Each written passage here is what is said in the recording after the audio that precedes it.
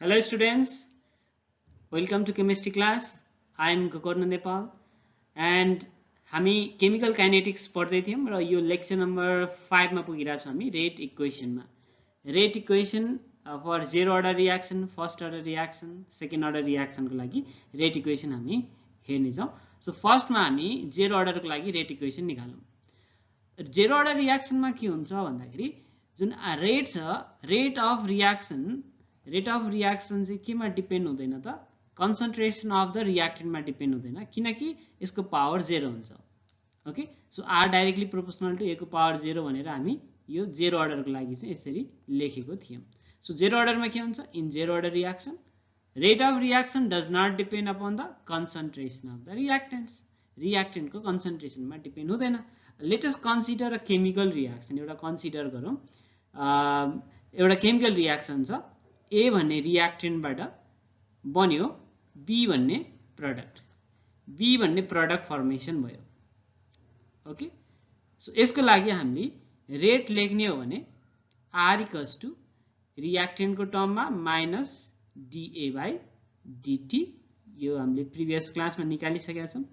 त्यसैगरी प्रोडक्ट को लागि लेख्ने हो भने प्लस dB/dt भनेको रेट भनेको त change in concentration of reactant or product with change in time र माइनस रिएक्टेन्ट को लागि किन लेख्छौं भन्दाखेरि रिएक्टेन्ट को रेट अथवा रेट अफ रिएक्सन चाहिँ नेगेटिभ आउँछ, जबकि रेट अफ रिएक्सन कहिले पनि नेगेटिभ हुँदैन. त्यो नेगेटिभ साइनलाई हामी पोजिटिभ बनाउनको लागि चाहिँ यो नेगेटिभ साइन इन्ट्रोड्युस गरेको हो. ओके, यसरी हामी निकाल्छौं. अब यहाँनिर मैले यो रिएक्सन छ A बाट B जुन प्रोडक्ट बनेको छ यसमा चाहिँ इनिशियल कन्डिसनमा चाहिँ A भन्ने जुन रिएक्टेन्ट छ यसको लागि कन्सन्ट्रेसन 100% हुन्छ. त्यो भनेको मैले A माने र B को लागि कति हुन्छ? 0 हुन्छ. सर्टेन टाइम पछि एट अ सर्टेन टाइम यो A बाट चाहिँ केही अमाउन्ट अफ कन्सन्ट्रेसन डिक्रिज भयो, जस्तै x भन्ने डिक्रिज भयो र B मा गएर बसिने प्रोडक्ट बन्यो नि त हैन. जति कन्सन्ट्रेसन चाहिँ A बाट चाहिँ डिक्रिज हुन्छ सर्टेन टाइम पछि रिएक्सन स्टार्ट भयो. रिएक्सन स्टार्ट भइसकेपछि त्यो जुन कन्सन्ट्रेसन A बाट चाहिँ घटेको छ त्यो कहाँ जान्छ त? प्रोडक्टमा जान्छ भनेको यहाँनिर B मा गयो. सो x कन्सन्ट्रेसन घट्यो जुन कहाँ गयो त? B मा गयो. अब यसमा हामीलाई थाहा छ रेट भनेको हामी डाइरेक्टली प्रोपोर्शनल टु A. यो चाहिँ हामीले कन्सिडर गर्यो जेरो अर्डर को लागि, त्यही भएर A को पावर हामी 0 लेख्न सक्छौं. सो रेट अफ रिएक्सन चाहिँ रिएक्टेन्ट को कन्सन्ट्रेसन सँग डाइरेक्टली प्रोपोर्शनल भनेर भन्यौं र यहाँनिर पावर चाहिँ कति छ त? 0. किन भन्दाखेरि यो रिएक्सन जेरो अर्डर हामीले कन्सिडर गर्यौं. ओके, अब मैले रेट भनेको एउटा टर्ममा लेखेँ जसलाई हामी change in concentration of reactant or product with change in time. So मैले यसलाई लेखेँ dx/dt. रेट भनेको dx/dt हो र डाइरेक्टली प्रोपोर्शनललाई मैले हटाइदिएँ इक्वल्स टु के भन्ने टर्म आयो र यो सर्टेन टाइममा हामी हेर्छौं A को कन्सन्ट्रेसन सर्टेन टाइममा चाहिँ कति हुन्छ त? A माइनस x को पावर 0. ओके, सो मैले यसलाई अब के गरेँ dx अब यो dx इक्वल्स टु लेखेँ मैले के A माइनस x भनेको 1 भयो. A माइनस x भनेको 1 भयो, त्यही भएर चाहिँ मैले त्यसलाई हटाइदिएँ र k इन्टु dt आए यहाँ. ओके, अब यसलाई इन्टिग्रेटिङ गर्दियौं. यसलाई इन्टिग्रेसन गर्दाखेरि इन्टिग्रेटिङ इक्वेसन कुन भयो? यसलाई इक्वेसन I मान्दियौं. Equation I. सो यो इक्वेसनलाई हामी इन्टिग्रेसन गर्ने हो भने हामीले के भेटाउँछौं त? x इक्वल्स टु यहाँनिर के भनेको त? k इन्टु dt छ भनेपछि k इन्टु t र एउटा constant plus c. Okay, x equals to के आयो त? kt plus c. व्हेन अब मैले कन्सिडर गरेँ व्हेन अब यहाँनिर मैले टाइम चाहिँ t इक्वल्स टु 0. यदि मैले टाइम 0 कन्सिडर गरेँ भने अगाडि हामी यहाँ हेर्न सक्छौं यो t इक्वल्स टु 0 को कन्डिसन हो, यो t equals to certain time को कन्डिसन हो. त्यही भएर t इक्वल्स टु 0 मा A को अथवा x कति हुन्छ त? x त छँदै छैन भनेको x पनि कति हुन्छ त? 0 हुन्छ. अनि देयरफोर c को भ्यालु चाहिँ कति हुन्छ त भनेपछि t इक्वल्स टु 0 हुँदा c को भ्यालु 0 हुन्छ. सो यसलाई इक्वेसन हामीले I मान्न सक्छौं. देन इक्वेसन II becomes के हुने भयो त? इक्वेसन II के हुने भयो त? x इक्वल्स टु c को भ्यालु राखिदिँदाखेरि x equals to kt plus 0 भयो okay so x equals to के आयो त k into t so this is the rate equation for zero order reaction भनेपछि x भनेको concentration of the product हैन certain time पछि k भनेको rate constant भयो t भनेको चाहिँ time भयो ओके र यसलाई चाहिँ हामी यसरी पनि लेख्न सक्छौं यो x भनेको चाहिँ यसरी लेख्न सक्छौं हामी a minus x भनेको यो जुन a छ इनिशियल कन्सन्ट्रेसन र यो घटाइदियो भने चाहिँ के आउँछ त x आउँछ ओके सो यसलाई हामी यसरी लेख्न सक्यौं equals to k into t यो पनि अर्को इक्वेसन हुन सक्यो iv this is also zero order reaction अब मैले यसलाई कन्सन्ट्रेसनको टर्ममा इनिशियल कन्सन्ट्रेसन भनेको a को कन्सन्ट्रेसन इनिशियली हामीले यसको कन्सन्ट्रेसनलाई चाहिँ a नट राख्दिन सक्छौं a नट राख्दिम तल a 0 राख्दिम यहाँनिर इनिशियल कन्डिसनमा र a minus x भनेको चाहिँ सर्टेन टाइम पछिको कन्सन्ट्रेसन हेरौं यो सर्टेन टाइम पछिको कन्सन्ट्रेसनलाई हामी यसरी at लेख्न सक्छौं equals to k into t so these all are the zero order reaction है यो equation of the zero order reaction okay यो भयो जेरो अर्डर रिएक्सनको लागि अब यसमा अब हामी हेर्छौं फर्स्ट अर्डर रिएक्सनको लागि okay for first order reaction अब फर्स्ट अर्डर रिएक्सनमा चाहिँ हामीलाई थाहा छ rate of reaction depends on the concentration of the reactant with same proportion हैन अब रिएक्टेन्टको कन्सन्ट्रेसनलाई डबल गराए डबल हाफ गराए हाफ हुन्छ भनेर हामीले पढेको थियौं सो मैले यसमा चाहिँ एउटा रिएक्सन कन्सिडर गरे let us consider chemical reaction A gives product B okay A gives product B यसको लागि पनि हामी रेट अफ रिएक्सन R भनेको चाहिँ minus dA by dt okay divide by minus dA by dt भयो यहाँनिर plus dB by dt लेख्न सक्छौं अब यही इक्वेसनमा चाहिँ हामी के पनि लेख्न सक्छौं भन्दाखेरि यो A को A बाट चाहिँ प्रोडक्ट जुन B बनेको छ इनिशियल अथवा t इक्वल्स टु 0 हुँदाखेरि यसको कन्सन्ट्रेसन A र B को कन्सन्ट्रेसन 0 हुन्छ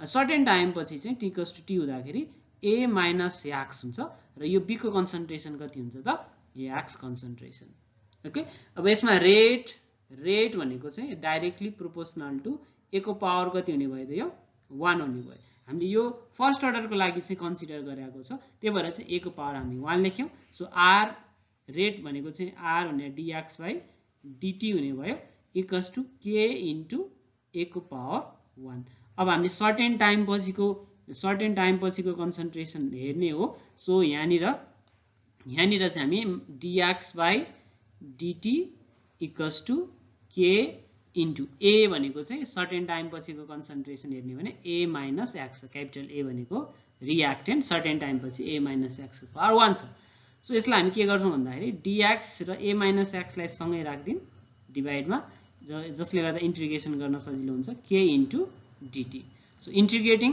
लाइक इक्वेसन I मान्यौं इन्टिग्रेटिङ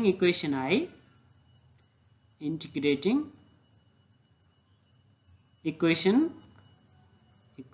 I इक्वेसन I लाई इन्टिग्रेसन गर्दाखेरि हामी के भेट्टाउँछ त इन्टिग्रेसन गर्दाखेरि dx by A minus x equals to integration k into dt okay so यसबाट आउँछ हाम्रो के आउने भयो यसमा माइनस A minus x के आउने भयो A minus x equals to kt plus c आउने भयो ओके kt plus c भयो हैन सो अगाडि ओके यहाँनिर माइनस ln छोडे चाहिँ minus ln A minus x equals to kt plus c so equation हाम्रो के आएको थियो minus ln A minus x equals to kt plus c okay अब यो इक्वेसनमा चाहिँ हामी फेरि अहिलेको जस्तै नै यदि when t equals to time चाहिँ 0 छ टाइम 0 भएको बेलामा x को भ्यालु कति हुन्छ x is also 0 then c को भ्यालु हेरौं त c को भ्यालु कति आउँछ होला माइनस ln A minus 0 र k into t भनेको 0 भइहाल्यो plus c therefore c equals to कति आयो त minus ln a.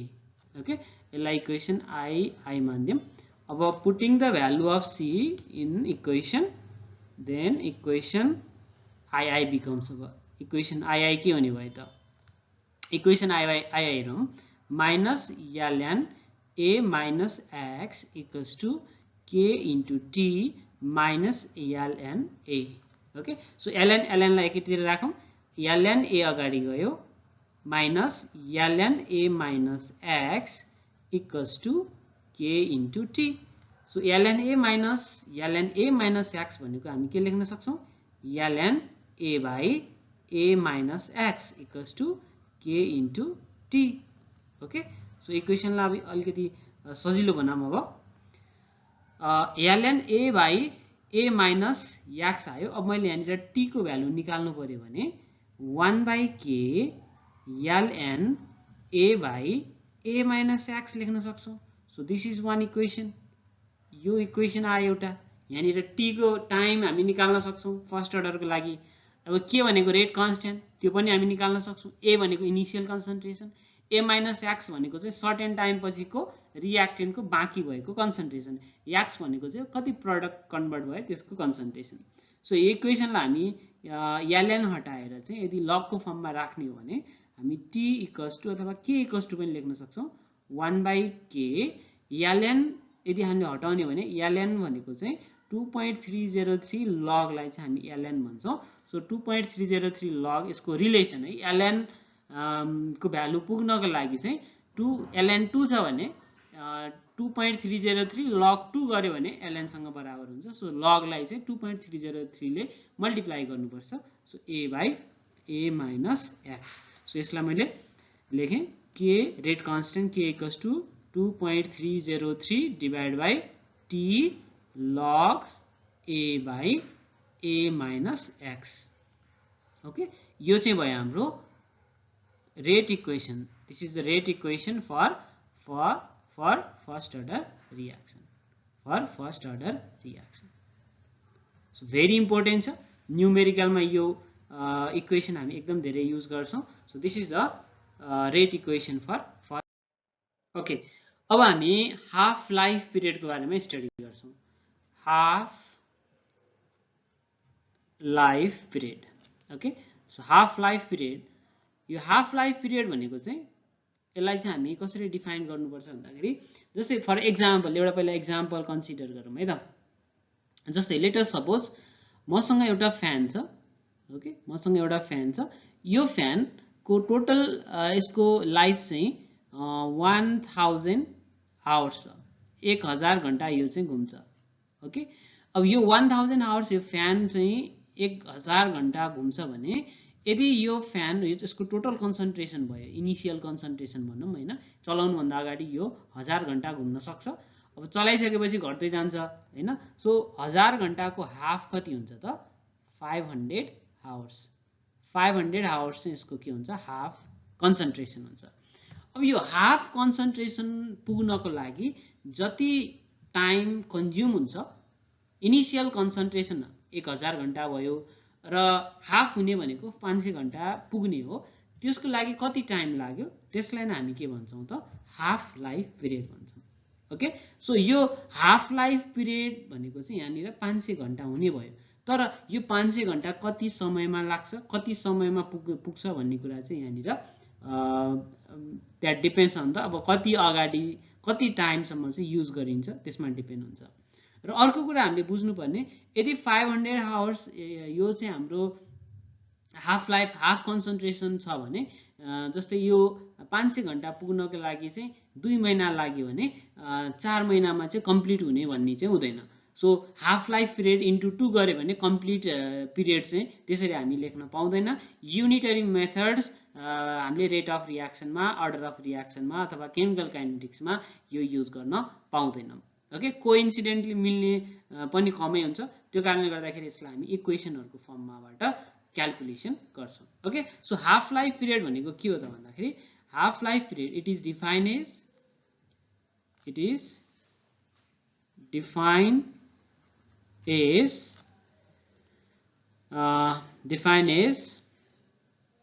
the time required to consume half of the initial concentration of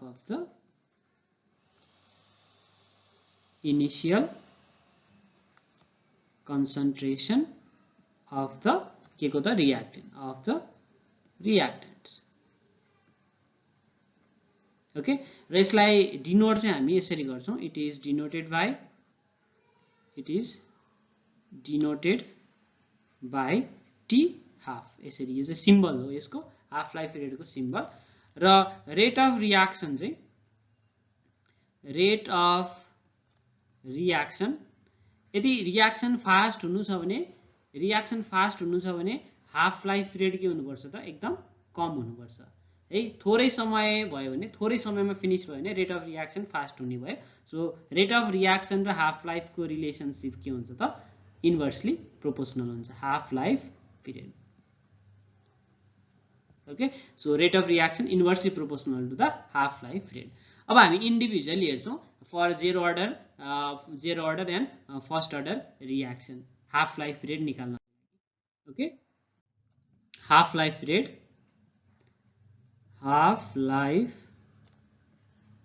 period for zero order reaction zero order को लागि हामीले अगाडि इक्वेसन निकालिसकेका छ त्यो इक्वेसन हामीले यहाँ याद गर्नु पर्यो सो इक्वेसन के थियो त हाम्रो half life period for zero order reaction को लागि हामीले for zero order reaction x = k * t एउटा हामीले इक्वेसन चाहिँ निकालेको थियौं okay this is the first equation first अब हाफ लाइफ भनेको कन्सन्ट्रेसन हाफ हुने हो हैन ए को जस्तै अघि हामीले एउटा रियाक्सन कन्सिडर गरे ए बाट प्रोडक्ट जान्छ बी टाइम t = 0 भयो यो ए भन्ने कन्सन्ट्रेसन भयो यानी त जेरो कन्सन्ट्रेसन हुन्छ सर्टेन टाइम अब सर्टेन टाइम भनेको हाफ टाइममा हैन सर्टेन भनेको हाफ लाइफ भनौं t हाफ छ भने यो ए के हुन्छ त ए को चाहिँ ए हाफ चाहिँ डिक्रिज हुन्छ इनिशियल कन्सन्ट्रेसन हाफ हुने हो सो रिमेनिङ a/2 हुने भयो प्रोडक्टमा कति जाने भयो त हाफ जाने भयो a/2 सो देयरफोर यहाँ x को भ्यालु चाहिँ कति हुन्छ त x को भ्यालु हुन्छ a/2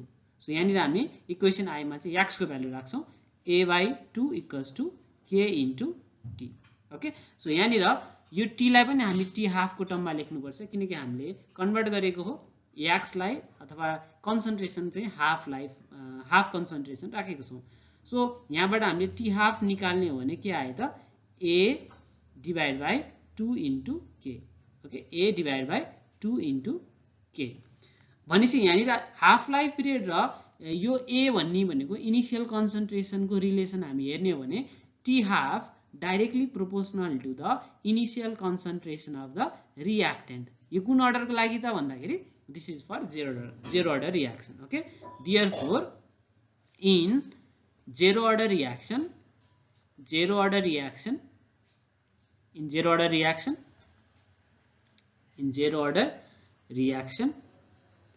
half life rate अथवा t half is directly proportional or depends on manu directly proportional to the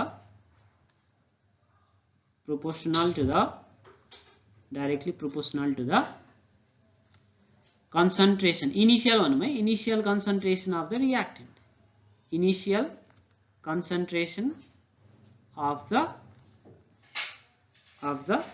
reactant okay यो त भयो हाम्रो half life for zero order reaction अब हामी हेर्छौं half life for first order reaction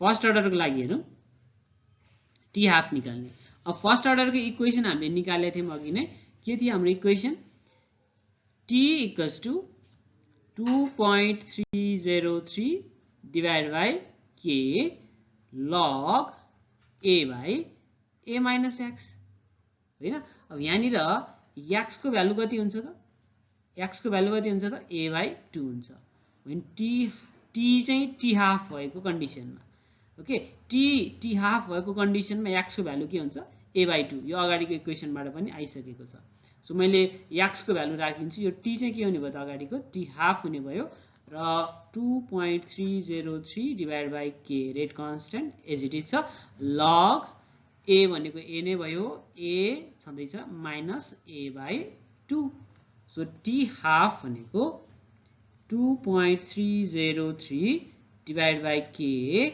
log A by 2 so यसलाई हामी solve गर्न सक्छौं t half equals to 2.303 divide by k log यो 2a डिभाइड बाई के हुने भयो त a हुने भयो देयरफोर टी हाफ भनेको के आउने भयो त 2.303 लग 2 डिभाइड बाई के आउने भयो र यो माथिको भ्यालु एउटा कन्स्ट्यान्ट हुन्छ भनेको यसबाट क्याल्कुलेट गरेर हामीले 0.693 निकाल्न सक्छौं र यहाँनिर एकदम भेरी इम्पोर्टेन्ट फर्मुला आएको छ टी हाफ भनेको चाहिँ 0.693 divide by k so this is for half life period for first order reaction so यसलाई मैले अर्को स्लाइडमा लेखेँ t half equals to 0.693 divide by k this is half life equation for first order reaction यो कुन order को लागि त फर्स्ट अर्डर को लागि ओके र यहाँनिर के भन्न सक्छौं हामी हाफ लाइफ रेट कन्सन्ट्रेसन मा डिपेन्ड छ त T half does not depend on the concentration half life rate in first order reaction does not depend on the reaction does not depend on the initial concentration or concentration of the reactant initial concentration of the reactants so हामीले एकदम very important rate equation हामीले पछाडी numerical गर्छौं So numerical गर्दाखेरि चाहिँ half life period for zero order reaction half life period for first order reaction rate equation for zero order first order यो चाहिँ एकदम धेरै इम्पोर्टेन्ट छ सो यसको लागि चाहिँ हामीले रेट इक्वेसनहरु हेर्यौं ओके अब हामी नेक्स्ट क्लासमा चाहिँ केमिकल काइनेटिक्स को केही न्यूमेरिकल्सहरु चाहिँ प्र्याक्टिस गर्ने छौं ओके थ्यांक यू क्लास